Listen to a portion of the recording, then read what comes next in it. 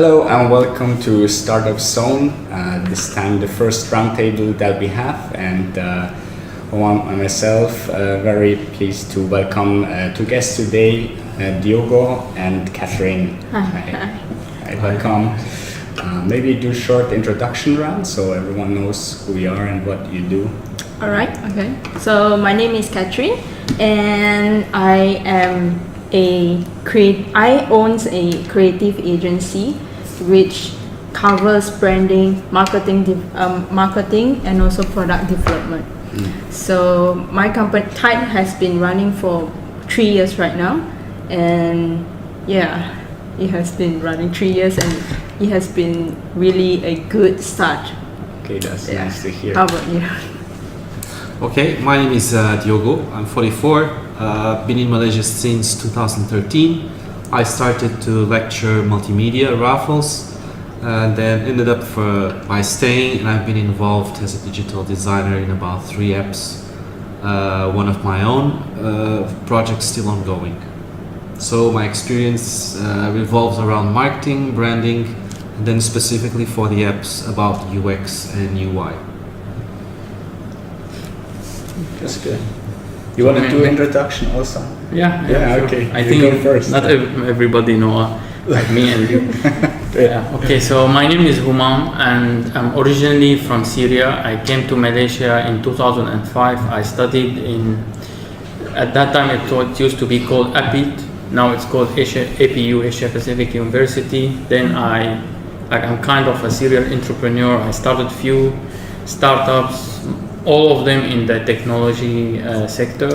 So my first startup was in interactive services, and sold the second one. The third one I went to mobile applications, so I developed one app looking for like funding, but the thing didn't work, so I ended up working for a few companies.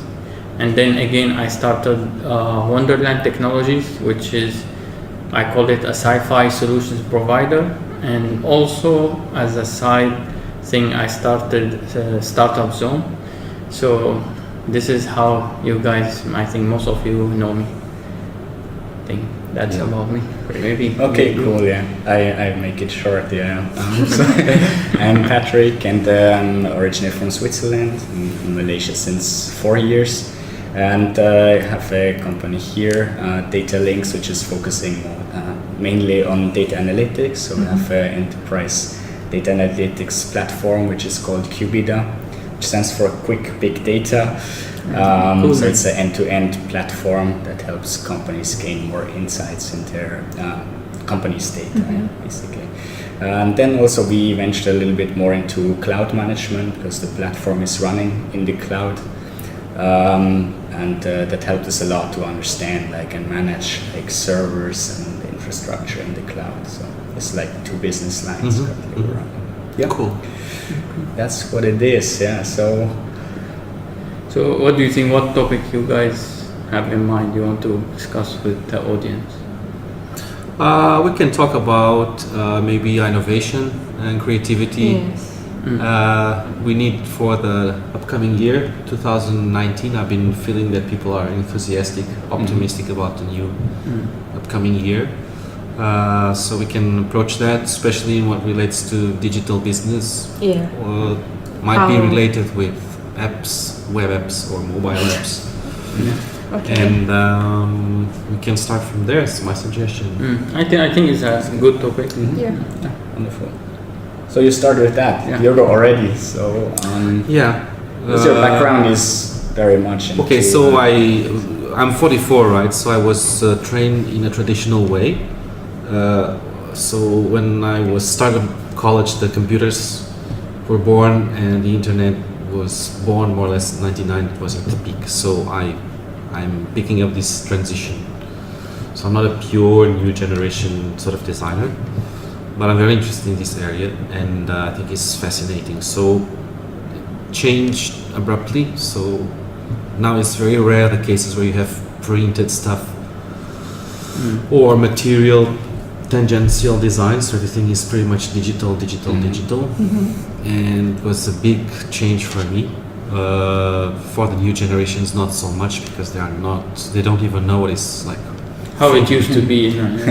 They Still grow now. up, right? They grow Yeah. up digitally. And, So from what I remember, the collateral, you still have the POS material, and you have, of course, the above the line stuff, which is the TV campaigns and stuff. But it's just you can count one or two or three. The rest is all gone, and it has been translated to digital platforms. Mhm. So it's quite amazing. yeah.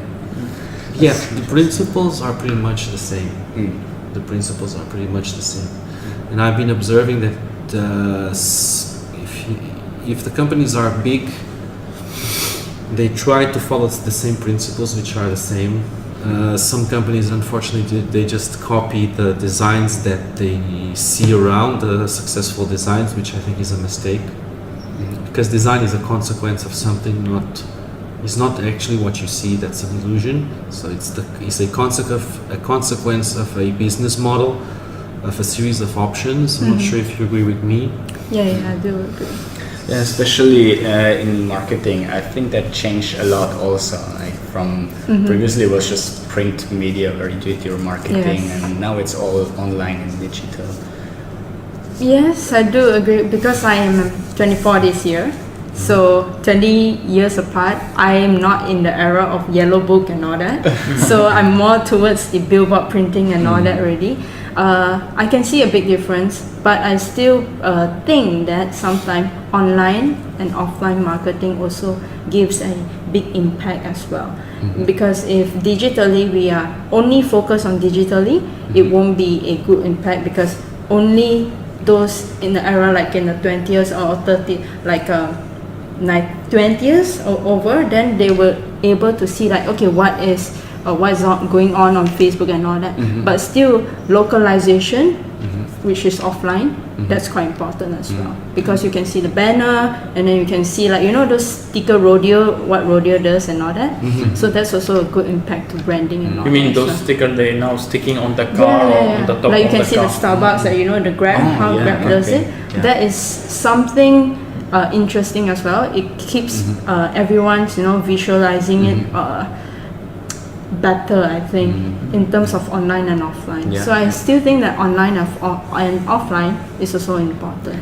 So Okay. the combination of Yes, it is I think important. both are important. In But this state. like the offline, is it really important or relevant nowadays? Maybe for a big company who are looking for a brand, maybe somehow it's still relevant, but for startups, for many small and medium-sized business, does It it really depends on the happen? budget as well, right? Yeah. Because if you say offline marketing, it is way more expensive, right? Okay.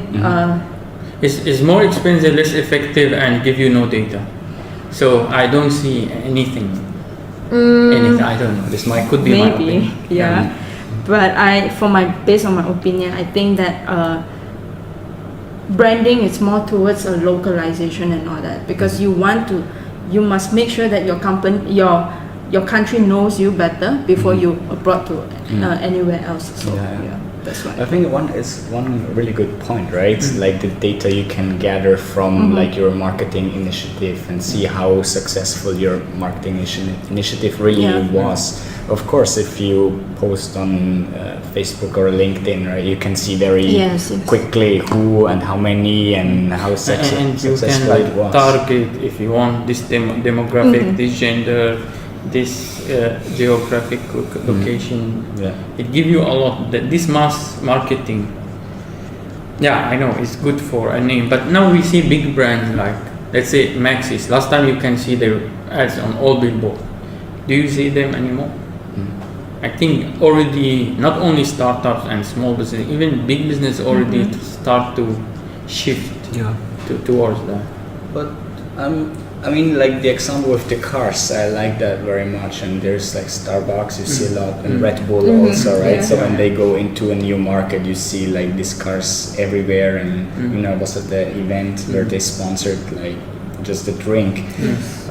So I mean, this obviously still works, else these big companies wouldn't do. But my question would be more, like for a startup, is like, how do you see that? What would you recommend, or what is more interesting for startups to spend on marketing, or how to spend on marketing? I would say both. Still the same, because Same. definitely digital marketing is a need, and offline you can do it cheaply as well. Like you can put up balloons anywhere. It's free, right? You don't need to pay for the police or anyone to afford to put that, right? So I think there's still ways to build a brand in terms of online and offline, because there are still people that using Nokia phones, those without internet. So visually, if you pass by anywhere, if you see any startup balloons and all that, you feel like, okay, I'll be like, maybe I have a look, something like that. I mean, it's funny you just mentioned the Nokia phone, and when we go back to like your neighbors. How you kick off the topic, right? Like copying versus innovation. I mean, Nokia is a good example on like where they were lacking of innovation or going the next step, because they were number one in mobile phones, and then when the smartphones came, they just dropped out of the market because they missed that. So the innovation, how do you see that Diogo, today when we discuss about like copying a product versus innovating a product? So in Asia, unfortunately, I've seen more bad examples in terms of branding, copying and stuff. The technology inside is probably even better than all the other ones, but the urge of making money and sales is just so big that people probably prefer to go to the quickest shortcut, which is to copy others. So I'm not going to mention brands, but if you make a list of all the mobile phones, and if you just look at the campaigns that they are doing, they're pretty much copying the benchmark brand that everybody knows, more or less. So there are exceptions, but I think the future will be for all these brands to become more creative. They have to, because if they continue by copying each other, there's going to be a saturation, and there really has a necessity of brands. I'm not sure if you agree with me that you have to become special in a way. Not like a big star, but even if you are, let's compare brands with actors. If one actor starts to copy another actor, it's not going to be a good formula for these class B actors. You have to create your own personality, right? But I've seen this in many aspects. So business models, campaigns, even the user interface, people are just copying, and I don't think it's a good option. It also depends if you're bootstrapping, if you're not bootstrapping, if you have 50K to invest, if you have 100 or 200, if you have 1 million, 2 million, how many people are involved. So every case is a case, but there's just too much cases of copying. People should start concerning about being very more innovative, right? And the outcomes for sure is going to be very fruitful, especially here, because in Asia the reaction of the consumer is much faster, so you can do more stuff and have a more positive response sooner than the Western markets. I think it's more consumers, so I hope it will change in a very positive way in the next years. I think you mentioned that you see a lot of copying, right? But I think for those companies, maybe they see it as a safer option. So they see, okay, this guy did this, so let's just follow. We see the result. And sometimes I see some investors, when you come to them with a totally new approach, they will ask you, like, did anybody do something similar in other countries? They need a model to relate, can they make money out of it or no? So sometimes when you are an innovator or you're coming with brand new ideas, it's very challenging. On the marketing, on getting investment, on convincing consumers. So I think that's why many people go to copying other models.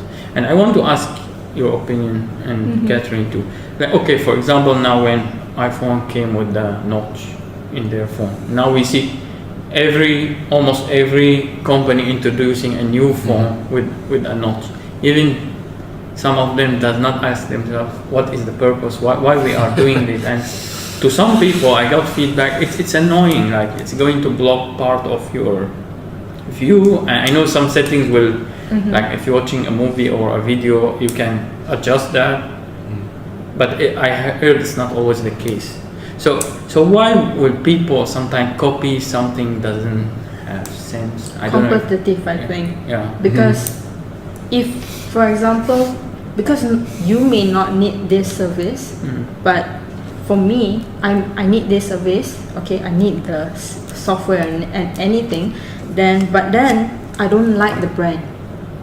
Because I'm super loyal to my own brand, like some sort of brand. So, but my brand does not have this style of features and all that. So I might change my mind to change to another change brand. just because of that feature. So to make, But how critical, like for example, a notch, like how critical as a feature it is? Don't you think so? Yeah, that's true. It's not critical at all. yeah, that's true. Yeah. Like why would people do something like that? Why they To would compete, change? I guess. Yeah. Okay. But I think when we look at other topics we discussed just before, like e-hailing services, and just came in mind like co-working, is also a lot of competition now. This co-working thing coming up. Sorry right? to but it's popping out everywhere. I open my Facebook, like I see like literally 10 ads for different everywhere, right? So now it's a big topic here, but in obviously in UK it's a topic since 5 years or more already. So it basically is copying a concept that worked in Europe, bringing it here, and now you see co-working everywhere. And I'm following that because I'm in my office in a co-working space. But then there's still companies that differentiate, like from the concept, right? They offer slightly different concepts. So basically, you can say, okay, you copy like the idea, but then you differentiate, right? One goes more in this direction, the other one more in that direction. I think Common Ground they came up with the first pet-friendly co-working space. They will allow you to I was bring. actually going to talk about it because that's the next level of And I heard one Malaysian company. It's not a co-working space, but one Malaysian company. I think the boss win the award of like best HR or best culture in a company. He allowed his employees to bring their children to the working place. So if they're having difficulty finding a place for the children, he asked them to bring it to the company. And he said he worked in Silicon Valley. People bring their dogs, their cats. So he said, okay, in Malaysian culture, what people can bring, then he finds their children. But that's the differentiators, right? I like Common Ground, and then because you can have so many offices now, and you can just go to the other offices and also work from there. So they allow that. That's really amazing. While other concepts, smaller ones like Dojo Kea, which is around here, they also have an amazing concept, right? There's all this Japanese style, and if you're there, you just feel like it's just a different way of working. So it's really cool. And then we have like WeWork or something like that coming in also. WeWork is just opposite of us. And then there's the other ones like WorkQ and Glow and WorkQ, and but it's really a lot. Let me ask you, why would people move from their office to a co-working space, or why when they consider a co-working space, why they should consider it in the first networking place? for me it would work.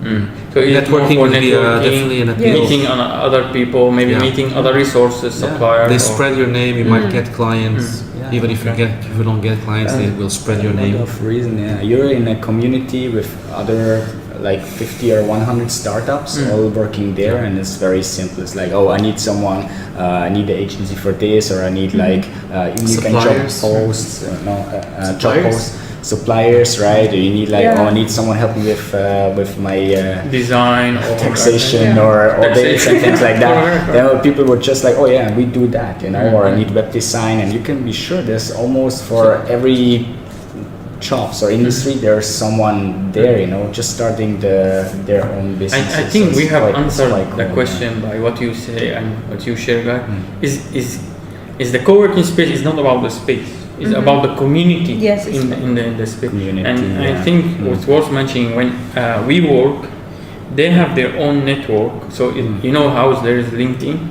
So there is a WeWork, like some sort of social media thing. So it's only available for WeWork members, so they can communicate, add each other, chat with each other, and they don't only know the one in Malaysia, like they can connect to the one in Singapore, to the one in in US, and everywhere. Yeah, it becomes bigger, it grows. WeWork has this already, and Common Ground now develops. Besides the offices here in Malaysia, they open now in Manila. Okay. And I think their plan is to grow bigger in Southeast Also, Asia. they organize those events like the Big Pay. Correct. I mean, these events they organize, and then it's just like convenient because you have a fully managed office or seat, right? So you don't have to take care about anything, right? You have a cafeteria or networking areas. You can rent for events as well. Offices, or you can rent the meeting rooms, So event space, Can we collect data inside now? Well, collect data about what type of work you might be doing, if it's computer, if it's talking on the phone, blah blah blah. What sort of? I mean, maybe for those really scared about that, and you just work with a VPN. But of course, you're right. You're using a joint network, and of course, your wireless IDs are separated. But worst case, you just do a VPN, and then the traffic. So let's say if you go to one of these co-working spaces, right? So you get your coffee. You may take one of your kids there. You can even take your pets. So it starts to be more like a lifestyle hub. Not really like a co-working space. It starts to be much more interesting. Last time we used to go to cafe to work, right? So especially if you are a freelancer, but so now you don't need to go to the cafe and find internet is bad, and there's no free table or comfortable table. So now you go to this co-work, which is like alternative for a cafe, a better alternative. But going back to the copying thing. So now we as we started talking, there are many of co-working space. I know they differentiate themselves by maybe culture, by what other services they have. But by having so many like mushroom, they're growing like mushroom, will they kill each other with competition? Because believe it or not, one co-working space told me, just move to our space, we give you 3 months free. You don't have to pay us anything. If you don't like our service, you pay zero. If you like our service, after 3 months, you then pay. Wow. So imagine that now they're offering 3 months, next guy maybe will offer 6 months. So I don't know, are they killing each other with this? I think so. They will kill each other. The market will select this space maybe too much. It's like the e-wallets. If you make a list, now there's so many. It's about 63 or whatever. And then there's aggregators and non-aggregators, top-ups and not top-ups. It's just too confusing, even for a population of 30 million. Okay, so that is too many. That is too much. The market will work as a funnel. But let's say there is so many banks as well. How many banks in Malaysia? Like 20, 30? 20. But still, I think that it's because of the differentiation also. So it goes back to loyalty. Because if I go to Dojo and I'm so super loyal to Dojo because the lifestyle suits me, and I will go there. I won't go other places anymore. So the same goes to anyone in Malaysia, because everyone has different perception, has different lifestyle and all that. So it depends where are you going to and which do you choose also. So I don't think it would kill, but it's more like how you cover the demands of the local people. Yeah, it's true, because if in the end everything is the same, all offer the very same, then you just go to the cheapest, right? It's like then we go back to the e-hailing services, right? You had Uber and Grab here, And you had a choice, right? Like those not doing good, you just went to the other one. Okay, you just have two choices in the end. But at that time, I still remember there was also a lot of competition. You get voucher all the time. You get 5 ringgit off here, 5 ringgit off there, until Uber went out. Then I never get vouchers anymore, very rarely, right? Because there's no need anymore to, right? Because you own already. Now it might start again. Other companies, maybe Gojek coming. Gojek, and I just read today my car is a new one. It's a Malaysian. There are a few, but the problem the others not so big. Like only now what's happening? If only someone banned from Grab, a driver banned from Grab, he go to those. He drive on those. Otherwise, he was still with Grab because they pay better. But and in the end, right? There is no big differentiator. It's the very same service. You can drive from A to B and you pay for it. Then that's it. There's no like in the co-working. Okay, one is more Japanese style and one has more.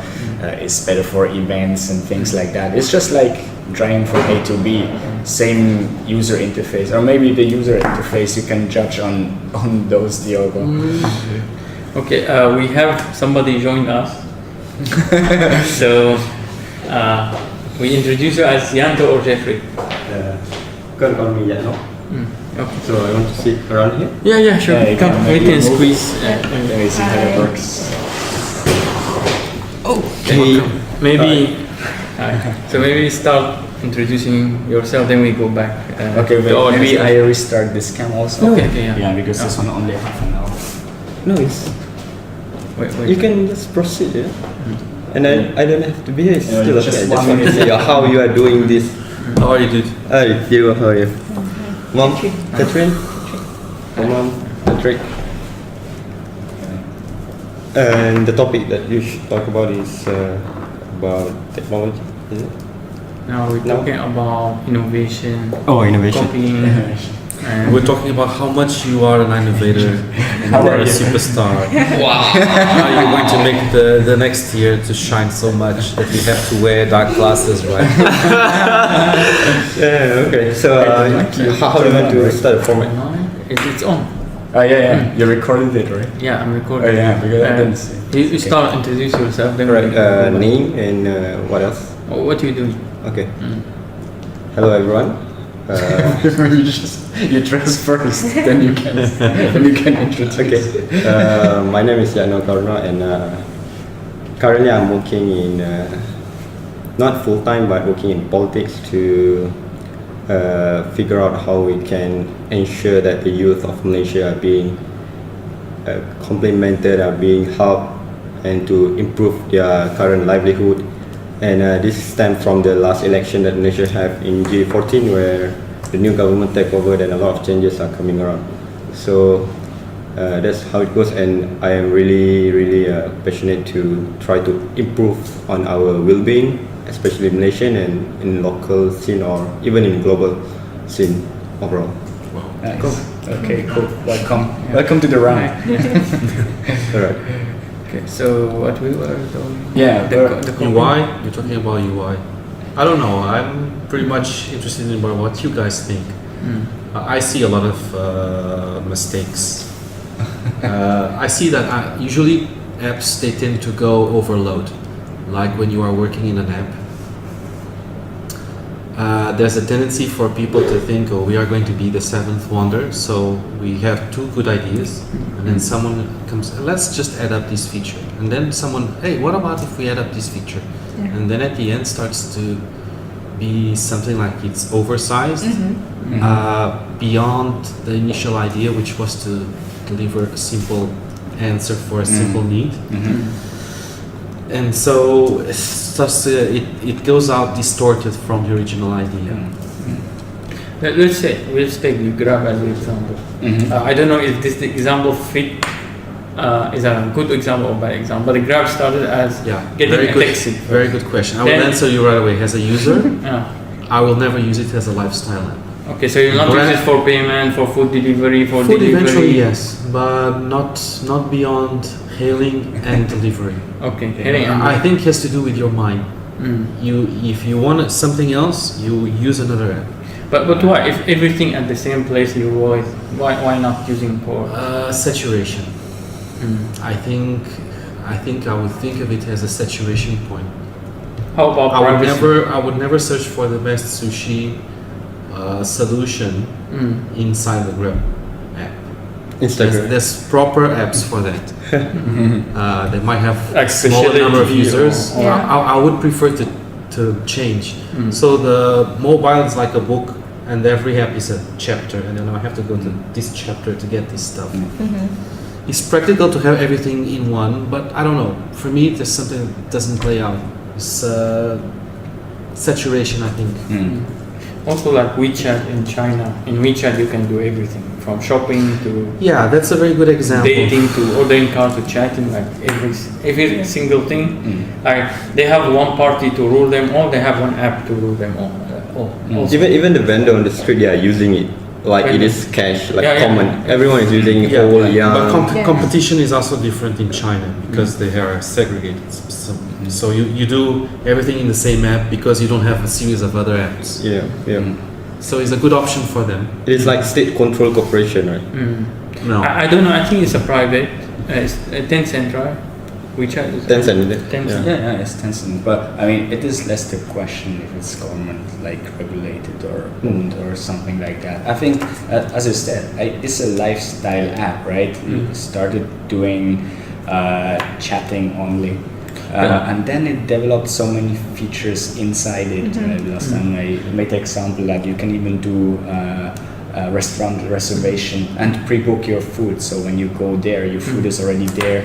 You order more all via the app, and then in the end you pay also, right? In WeChat. So you don't need like to call, make a reservation, then choose there, interact with waiters, especially as foreigner. Maybe you cannot, and then in the end you have to queue to pay or something. Like that. You just do everything in the app, and So it's very, very efficient. Yeah, it's very efficient. So from Diogo point of view, let's say as a user, he prefer, for example, to deal with different apps for different services. Let's say from a developer point of view, if let's say you, Diogo or Catherine, you are building an app, you have a company and you deliver one service, would it make sense to add more services, or do you think you are distracting your clients or you are going away from your original vision?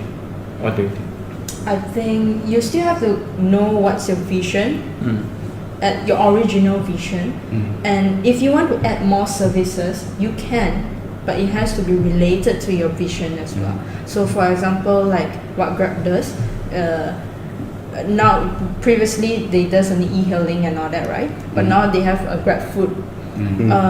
It can be something totally not related because it's food and car, but if you think another way, it's like it's also something good because it goes back to loyalty, because you can use the point and then you can get this discount offers and all that. So for people like let's say middle class and less, lower middle class and all that, is really good. But for upper class, I don't think it is useful because you might feel like I don't even need this service. I just want something that is convenient to me. It's not about the price. Yeah, in a sense, Grab want to go for volume, right? They want to cater for the bottom class and the middle class. That's their most, like Diogo said, those may be the option for the upper class or people with privilege or people with money. I want to be given something special. I want a brand. So I don't want to go for convenience. But bottom class, middle class, they want to go for convenience, efficiency.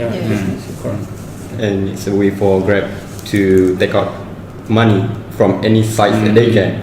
Food, livelihood, materials, whatever things that they can grab, because everyone is going. Once you have the traffic going into your app, you can just sell them everything. Right? That's the idea of Grab, super app in that sense. Do you have any insights that you can? Do you have any insights that you can reveal for next year? You mean in terms of what? In terms of how the market is going to be more or less, that's how people are going to be preferring slash. But I think we should talk about this year, right? This is just January, February 2019. Still early. We are talking about this year. Yeah, right. So in a sense of the year, if you see from, let's say from a global perspective, and then you go into regional perspective and then local perspective. From the global perspective, you have US and China going for a trade war and still ongoing. So market in US and China, they will try to pivot their business to the other side. Some of them will go to, from China, they will go to ASEAN. A lot of companies are trying to pivot their ways to ASEAN so that they can still deal with US, but not from China, but still have the same consequence that they want, which is trading with China. Trading with US, and then after that you go to regional within Southeast Asia, because we are here in Malaysia, so within the ASEAN region, people are, government and government are start talking to each other. ASEAN has been for 50 years something, so they have been doing a lot of government effort between countries. So in that sense, they are talking. So it's a good thing. So once the government is talking, policies are there, and then the people just do whatever things they can. Go to Thailand, Philippines, Indonesia, try to increase traffic between countries so that you can improve business. In the sense of Malaysia, we just have change of government, so you will see some changes to, they might say they want to improve, but they want to change first what is the problem before, which is corruption, which is misgovernment. So they want to change that, put right policy into place, and then you can start running. Maybe we need 2 years, 3 years. Wow. But how do you see it, like, especially now that you're here, in terms of startups or young entrepreneurs? What is there anything you can share, like new initiatives that would help, like in the audience, like if I'm not startups mistaken, startup in Malaysia we have around 2,000 something startups. Wow. Either big or small, I'm not sure, but most of them know as Grab, and then they move to Singapore. But there are a lot of startups coming up. If I'm not mistaken, it's around 2,000. So if you see the statistic from MDEC or from Magic, of course the policy are there with the previous government since 2010, 2011. So people are going to do more, but I do not know whether the finance of the government is there increase or decrease. I am not sure about it because of the changes of government, and there are some I think economic in the budget, policy going on. In the budget there was some 50 million? Yeah, 100 there, million, there I'm not is sure. some, I don't know, grants, whatever. Yeah, of course, there. There is, they allocate something. Yes, but in that sense, if no help from the government is there, meaning we just stay with the current startup that we have, the number that we have, then you need outside investment, right? Yeah, I think the outside it will be much huge than whatever the government. And the fascinating thing now, Vietnam is getting A lot of foreign investment to the startup, to the startup community. I can't remember the number exactly, but for the last year, I think it's 2018 or 2017. I can't remember. If I find it, I will put it in the video. But the amount like Malaysia received and Vietnam received like 10 times. 10 times more. 10 times more from outside. From outside investments for startups. Wow. For startups, now I'm talking about. We have a lot of work to do. So I think Malaysia has a huge potential. It just needs some management, some good image, good branding for the country. Correct. Yeah. Like we Because we have the facilities. I would like to say we have the facilities compared to Vietnam. In To that me, sense. Malaysia needs some branding, some advertisement. Yeah. Like for example, in tourism, Malaysia in the top 10 when it comes to tourism. You need to do similar thing with startups to with attract investors, investment. and introduce like to me. Friendly policies like about tax, maybe a bit. The government would like that. Visa or immigration, about few things. If you do those 2-3 things, you will beat up everybody in Southeast Asia. Now there you have a very strong competitor to you. Maybe you are here, they are here. If you fix this thing, I believe you will be here. But in that sense, in the regional view, people view as in terms of value of investment, Grab is the highest so far. They have $10 billion Every few months I hear they raise 150 million. From SoftBank, from Japanese investor. But by the way, Gojek is coming up. Just got investments in Series F.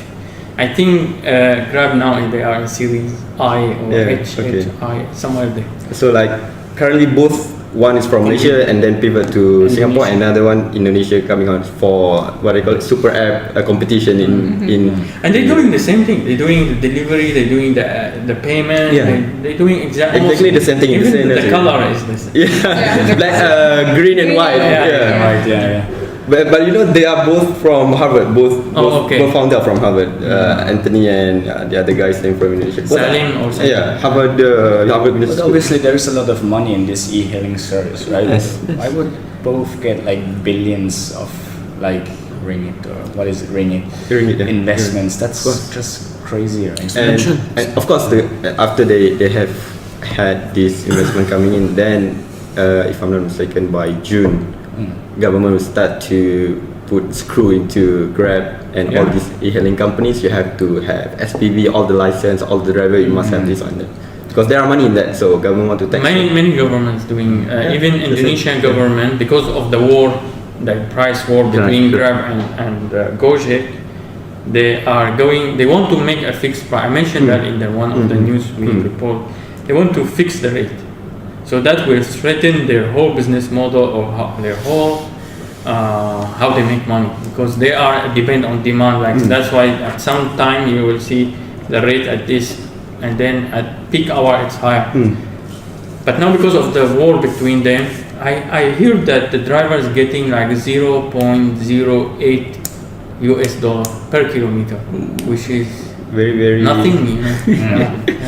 because it's the volume that they are going, right? So Yes, it's the you cannot go for personalized payment for every But driver. I have another question. Do you think these guys making money at the first place? I don't think I don't because think- Grab are saying they are losing money They lose for the money. first 5 years. You know, when I tell this to people, they like difficult to grasp. Of course, it's the economic term of it. Is if you don't have the basic grasp of how the economy works when you start. Even though we see, the brand is there everywhere. The brand. Yeah, The brand is But- could be losing money. But you just see it from the first point perspective. You don't see the check and balance book, Yeah. which is from the investment point of view, from the economic point of view, is not good. But if they keep getting inflow compared to outflow, then eventually maybe they start after the 7 or 8 year, then they start to make money. I That's think just maybe really- their target is to Yeah, get that- listed. Correct. There where I think the big cash will come. For IPO, right? Yeah, IPO, exactly.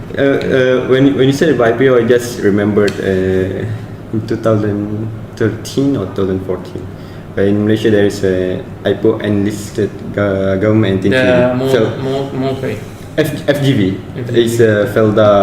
Yeah, okay. those are government listed. They are being managed by the government. Felda, in a sense, Felda is a land plantation being listed by the government. And when they are calling to FGV, they go for IPO. They go for IPO at around 4.5 or 4.3 per share. But it is a disaster. Currently, right now, FGV is at 1.3 or 1.4 because there are some. These are very big corporation companies. They are not from startups. They are not from private entrepreneurship going into IPO because I think the strategy will be different. This is a government entity trying to get more public money. So a lot of political interaction are there. So they are not being run smoothly. So I just remember that as an example. But for startup, it will be different because it's totally private. So you will have to put a very good policy to ensure that your startup and business is going to fulfill the investor demand. Because to me now their plan is how I say it, user acquisition. Get as many user as possible, and like get as big part of the pie. The money you worry later about it. Yep. The income. Yeah, probably. I think they're using startup. Yeah, using the same mantra as what Zuckerberg are saying. I don't like Go fast and crash a lot of things. I'm not mistaken. Zuckerberg are saying that go fast and crash a lot of things, and then after that you deal with the consequence. But in Europe, it's very difficult to manage these companies because of the price of oil there, right? At least in Portugal, as the people that I know that are driving are making very low money per day. It's like surviving. It gets to pay for lunch and dinner, and that's it. Whatever they earn, they spend. Yeah. But then again, you're wondering, right? If the drivers are not making a lot of money, and the company is still losing money, right? Then you're wondering where the money goes, because in the end, as I said, Marketing. it's volume, right? Yeah, it's it's marketing. it's a lot of And you volume know, there. Grab now going to open their R&D in KL. They're Oh, yeah? going to hire 500 engineers. I think they're going to open few R&D around the region. But in KL it's open soon. So if you are tech background, business background, data background, try to apply. Maybe, that's good. yeah. And I heard they're paying well. So the target must be well within 5, 10, 15 years into the future in that sense. But in Europe, as you said, it's a really different story. For example, in terms of e-hailing service, they have Uber and what in Europe? They have plenty. Plenty a lot. Lyft. But no major player. Lyft, I think in US, I don't know. It's easier to become a free company and to compete as long as you have the input. But then the price of the fuel is a big influence. Or price of fuel. So if eventually if it goes up, it's going to be a disaster for many You companies. see what happened in France when they increased the petrol price? People protesting. Yes. The yellow. What they But if you call it, compare- yellow vests. That's In a sense, EU and ASEAN, the way in terms of petrol price per kilometers, how much is the difference? Let's say, for example, here you can have 1 liter, 1.9 It's a huge difference. 1 to There- 5, 1 to 6. 1 to 5, 1 to We 6 pay dollar, in euro. In Europe, we would pay fuels 5 times or 6 times more. More, Wow. even some countries. Yeah. I think the most expensive That is country in crazy. Europe Wow. is Turkey. But I- he's I very heard privileged, around right? Because the more than, government 10 is times. subsidizing Wow. the petrol, right? But in Europe, What the is it, government is political paying situation? taxes to the petrol, right? No, That's how it's they just the price But because the still, taxes. it's crazy. The though. tax. Yeah, a lot more, yeah. Wow. So it's better to have to That's why people don't drive. Yeah, they go to Yeah, they walk a lot. maybe the policies they want the people to use public transport, right? That's Yeah. why less dependent on No, private I don't know. cars. Switzerland, I'm not sure. In Portugal, we just have. I think it is. Our public transportation quite good. And I know Europe have a very good public It's transport. okay. It's a good alternative, yeah. To Is it? I think it's Yeah, relative between, transportation. it can differ. Because I know for sure you can travel Europe through train, from one side to yeah, another you side. can, yeah. In And that sense, throughout Europe, you can you cannot do that here. We don't even But have for countries. example- countries. Oh, you have your You have a good, you have a good transport, public transport system, but you lose some freedom. Like, of course, Yeah. the train has a schedule. Yes. Like, if you want to go at night, no, there is no train. Correct, Or the correct. bus. This is the you missed the last bus. So here you can just drive and go at 3 a.m. Go to Mama. In that sense, of course, you want to have personalized Yeah. feel of freedom, but Yeah. they are talking about volume. How you handle 500 million people to make sure that they keep moving and keep the economic running, right? Because maybe from your perspective, it is from personal point of view. I want to have car for myself to drive. To me, around. when I list my priority, freedom is number one. Freedom. Even I have to sacrifice other things, freedom I can't sacrifice. Okay, that's why in that sense, the sense of freedom that makes people want to buy car, Yeah. and that brings car into the street, and now we have jams. So it's that kind of sense, right? For everyone thinking, oh, I want To me, freedom I for my stuck in the perspective. jam better. I in the bus. Bus full of diseases. Full of people. This guy is sneezing. This guy coughing. This True, guy, true. his armpit. You know. So I don't. I prefer stuck in the jam. We are losing money in the jam. Yeah. To me, prefer space is sweating by yourself in your own car. Yeah. Yeah, that's okay. listening to music loudly. So that's go for when you want to go for quality of life. So we go for that kind of freedom. So we want to improve our quality of life in that sense, right? To me, there's no right or wrong. Everybody has his priority, he has his perspective. It's all a matter of perspective. So I don't judge people, but also I don't like people. I'm just Sometimes people judge people who drive cars, Correct, especially in correct, Europe, correct. those Yeah, green environment. They say, "Oh, you polluting." You I don't know I the don't know." world. But that's not my fault, you know. If the polar bear died, I can't be responsible for that. But I'm just thinking about what personal perspective point of view from one person, and then every person are thinking the same. Then they become the social and economic policy in that sense. For example, if I want to drive a car, I want freedom as an idea, and then 30 million people want the same thing. So let's drive the market, right? That will So that's how it goes. take the policy. That's why, because Yes. in Europe, people are very conscious about environment. And to me, there's, as I said, no right. If they like that, let them go with that.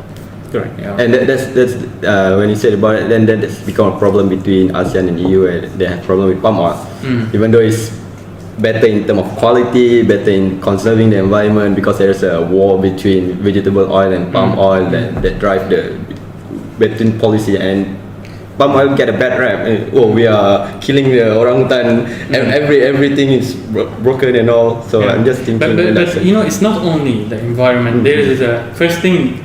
You can see it's not very sustainable the way they're doing the agriculture for the palm oil. So they have to. I think if they introduce some policies, they can improve many things.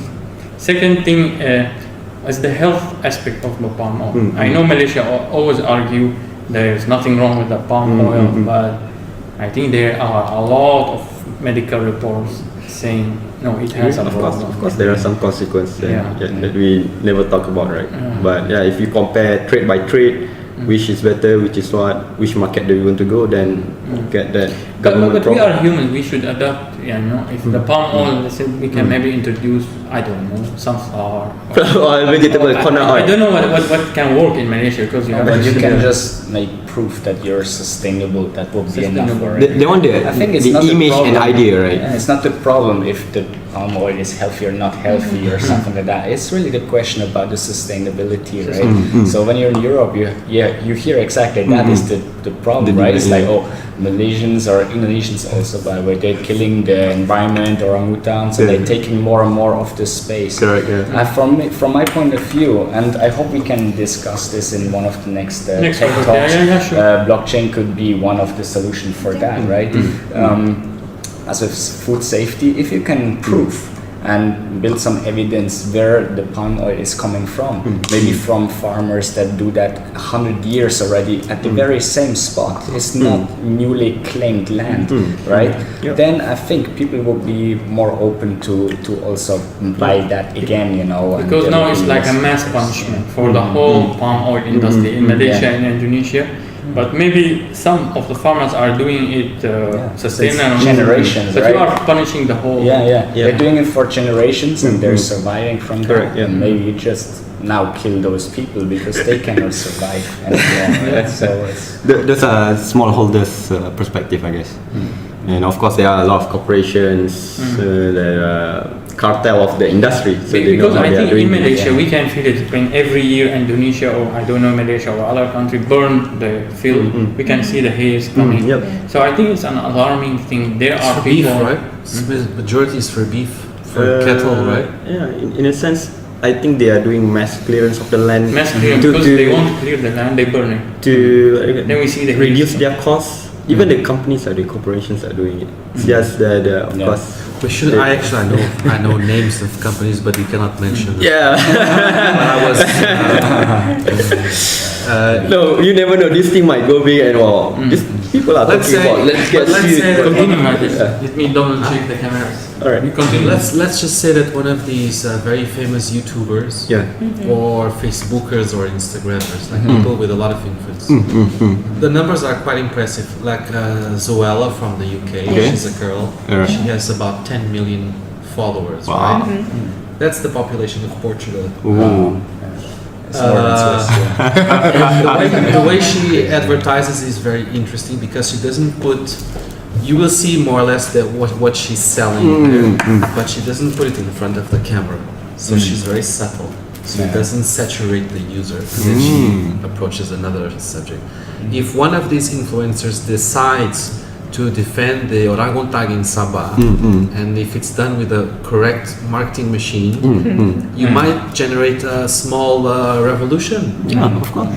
Anything with influence of people, they will become military and government issue.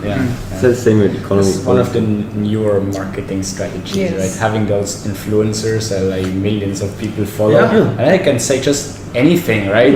It does not need to be their opinion, right? It just does not need to be for true. something, and also it's more dangerous. But then they just say it, and then it spreads out like fire and gets a lot of attention. Also. Eventually, we know this happened with US election where Facebook had a lot of Russian hackers going into their place and then try to do targeted advertising to the people of US to when they vote. They already have the idea on how they want to vote, who they want to vote based on that kind of things. So basically, I think as in terms of social media as a way to influence new market, new people, generations. They are already doing it for the past 10, 15 years without any regulations. They are just doing it, making money, break all the rules. And currently, once you have this big issue coming on, politics gets involved, government gets involved, then they start putting blockage, they start putting GDPR, everything to, first maybe to, they will say, protect the citizens, right? Second, getting tax from them. Of course, regulation bring them the idea, law to give them tax. So, and then getting money for the government again back. So, I in one of my speeches, I gave an example to illustrate that. Let's say if I'm a right-wing party, so I want to target people to buy to my ideology or to my hate speech or something like that.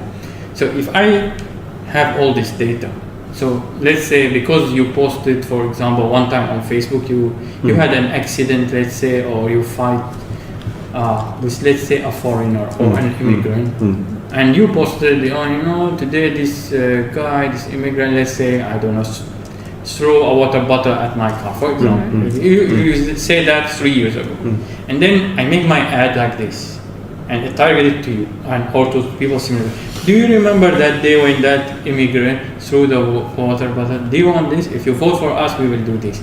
Don't you think this ad will be much more effective than anything, any speech, any politician speech, anything? Because it's targeted to you to some personalized, right? Personal, very sensitive, could be very sensitive issue. Those are the things that have been done by Google. They know based on your tracking history where you are going, which website you go, and which site you are clicking on, and spend more time on. All your habits. All your habits. They just track your habits, your history on how you do things before, and they try to predict how you will do things in the future. It's targeted advertising. And Google have been doing it for. If they study you all these years from your email, from your contacts, from your calendar, from everything, they know what you will do tomorrow and next year and after 5 years and who will vote. They already know all that. So we are of course we are the consumer and product, but we are also the product of the companies, and technology companies are doing that. Amazon are doing the same thing. Google, Facebook, whichever tech companies from USA or any other place, they have been tracking it for so long. Without any intervention from political government or what, because in the sense of politics, if or government, if they don't break any current law, they won't get charged unless they start to do things that affect the government. Then government will have to intervene and putting law to ensure that they can still control. Well, one thing I don't like government to control, they say the tech industry or this, because first thing, they're not doing it, in my perspective, they're not doing it for the people. They see Google and this tech company as a competitor in power. So before I hold all the power, now these guys competing with me and they have more power than me. In a sense, that's true. Because they're always far behind, right? They don't even know what artificial intelligence is. By they, do you mean They know that it's an the government? artificial brain. But they don't really know what they are talking about. They just read reports and stuff. Yeah, of course they have intelligence and research department, but as you know, government is they are always lagging behind. It's very difficult to get the government going forward. Funding than the companies. I don't expect any government, even the US government or any, they can be ahead. Because usually the one that drive are private entrepreneurship and private sector. They have a lot of bureaucracy. They have a lot, Correct, they are slow. Of course. That's why they need startups. Startups can act fast. They don't need to hold 10 meetings to decide. Are we going to buy white paper or? Let's go through this department, go into the finance department. Let's get people on the top saying, how we want to get this done. So that's bureaucracy, as you know it. So you cannot rely on the government for acceleration of. Maybe they will inject money because they are the one that regulate the tax and regulate the people, and then try to put money into which sector that they want to boost, right? But in a sense, they are always lagging behind. If you are talking about between public sector and private sector with money that coming from private investment, you always try to push because they are the one that driving the industry going through. So in a sense, yes, I think they need the government always need advice from this private or, as you said, startup to give them ideas on how this thing will be done in the next 5 years. Because they might not have the idea because no one is saying that to them, right? Okay, guys, I think we can end up the talk. We already past 1 hour Yeah. Pass on recording. Okay. Thank you. Thank you. Yeah. Thank you for having us here. Yeah, thank Thank you very you. much for Thank you coming. very much. It was Thank you, Aman, for having us here. Thank you. Thanks a lot, and thanks for watching. And hope you like this episode of the Roundtable. Give us your feedback and your input so we can do a similar episode again in the future.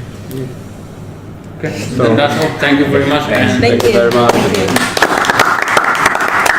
and don't forget to share this video with your friends and subscribe to our channel, whatever they are. Okay, Sudah, thank you. sudah. Bye.